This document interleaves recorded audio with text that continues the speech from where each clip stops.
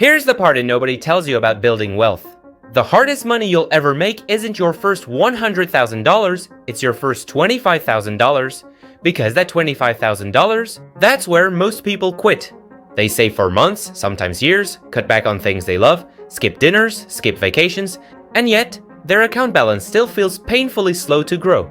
You might even start thinking, if it's this hard to reach $25,000, how the hell am I ever going to hit $100,000? But here's the shocking truth. By the time you hit $25,000, you're not 1/4 of the way to $100,000, you're actually halfway there. Sounds crazy, right? But it's true, because after $25,000, something magical starts happening. Your money begins to grow faster than your effort. Compounding quietly starts doing the heavy lifting. The same principle that turns a small snowball into an avalanche. The real struggle is before compounding kicks in. Those early months when every dollar feels like a fight. But once you cross that threshold, your wealth starts moving on its own momentum.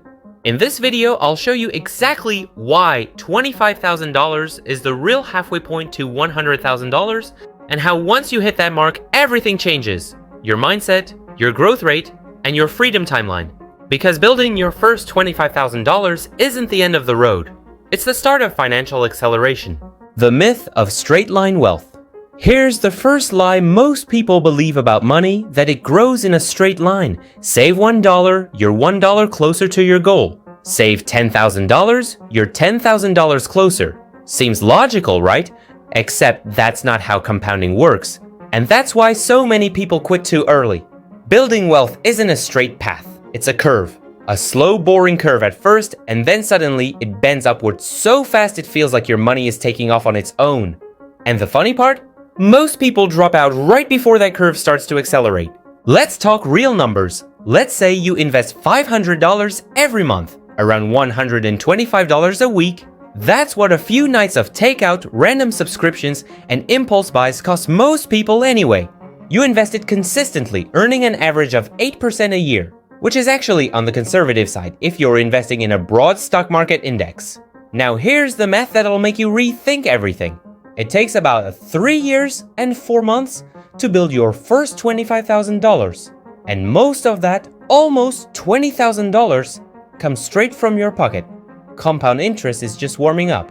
But to go from $25,000 to $50,000, you only need another 2 years and 8 months. And to go from $50,000 to $75,000, around 2 years and 2 months. The final jump, from $75,000 to $100,000, just 1 year and 10 months. See the pattern? The first stretch took over 3 years. The last stretch takes less than 2. That's compounding at work. That's your money starting to hustle harder than you do. The psychology behind $25,000. When you first hit $25,000, it doesn't feel huge. You've been saving, investing, sacrificing, and it still doesn't look like life-changing money. But this is the most important threshold you'll ever cross. Because this is when your mindset changes. You're no longer someone who's trying to invest.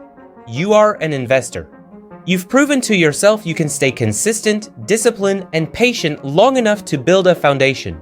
And now compound interest finally wakes up. Your returns start creating their own returns. The snowball that felt like a struggle to push is now rolling on its own. Let's break it down even more clearly. At $25,000, maybe $5,000 of that is from investment gains. By $50,000, your investments have earned around $16,000, while you've contributed $34,000.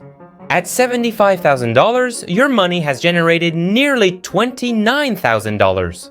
And by the time you hit $100,000, nearly half of your wealth came from returns, not contributions. That's the exact point when the balance of power shifts, your money starts working harder than you do. The hardest part, and why people quit early. The sad truth? Most people quit right before they hit this acceleration phase. They invest for 2 or 3 years, look at their account and think, only $15,000? This is taking forever. So they stop. They don't realize they were 90% through the slow part, and seconds away from the compounding magic kicking in. It's like going to the gym for 6 months, building the strength and form, then quitting right before the transformation starts showing in the mirror. This is the hidden beauty of $25,000. It's not just a number. It's proof you've crossed the hardest psychological barrier, consistency without instant reward. The emotional roller coaster. Once you've got real money in the market, say $25,000, volatility starts to feel different. A 10% dip doesn't just mean numbers on a screen anymore. It means your account dropped by $2,500. That's rent, that's a vacation, that's scary. But that's also when you start building emotional resilience, the kind all long-term investors need. Because every time the market dips, your consistent investments buy more shares at a discount. When the market recovers, and historically it always does, those extra shares skyrocket in value. So ironically, the dips that freak you out are actually the moments building your future wealth faster. How $25,000 changes you. Here's something financial calculators can't measure: what reaching $25,000 does to your mindset. When you have real skin in the game, your entire relationship with money changes. You start noticing lifestyle inflation. That $1,000 monthly raise doesn't automatically mean new sneakers or a better apartment. It means, how much more can I invest? You start filtering every expense through a new lens. How much would this be worth if I invested it instead? That $5 latte suddenly costs $50 in future value. That $200 night out, that's a couple thousand in compound growth lost forever. You're not becoming cheap, you're becoming intentional. And that's the difference between people who build wealth and people who just earn money. The confidence multiplier. Here's the wild part.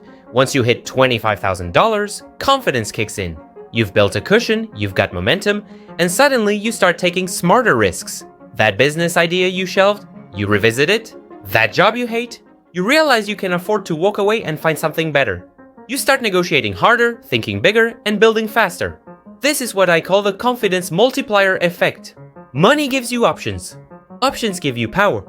And power lets you make choices that accelerate your wealth building even further. Why $100,000 feels different?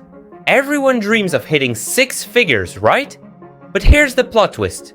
By the time you get there, it won't feel like you thought it would. It won't feel like some massive victory, because you'll already be a different person. Calm, patient, strategic. You'll realize $100,000 isn't the finish line. It's just level 1. From there, your mind automatically shifts to $250,000, $500,000, $1 million. The first $25,000 changes who you are. The next $75,000 just amplifies that transformation. But what about market crashes? Good question. What if everything tanks right when you're building momentum? Here's the truth. That's actually one of the best things that can happen to a consistent investor. Because if you're dollar cost averaging, investing the same amount every month, downturns let you buy way more shares at cheaper prices. When the market bounces back, and it always has historically, your portfolio jumps much higher. The people who stay invested during the storm come out the wealthiest. The ones who panic and pull out, they lock in losses and miss the rebound.